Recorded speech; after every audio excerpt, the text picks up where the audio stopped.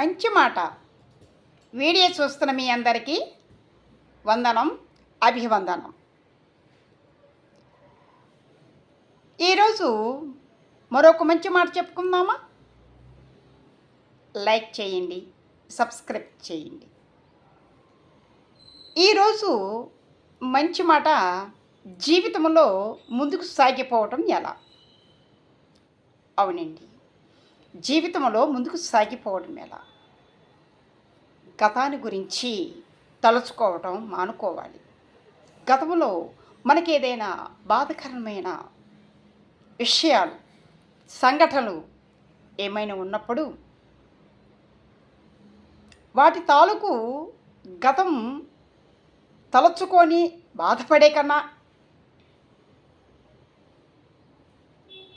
భవిష్యత్తు గురించి కలలు కనటం చాలా మంచిది. అలాగే ప్రస్తుతం జరుగుతున్న దాని గురించి కూడా మనసు లగ్నం చేసుకోవాలి. అందుకే నేను అంటున్నాను, గతం మనకు భవిష్యత్తు మీద కలలకను, ప్రస్తుతం జరుగుతున్న దాని మీద మనసు లగ్నం చేసుకో. ఈ విధంగా మనం చేసుకున్నట్లయితే జీవితంలో ముందుకు సాగిపోవడం సులభంగా ఉంటుంది. ఓకేనా? ఓకే.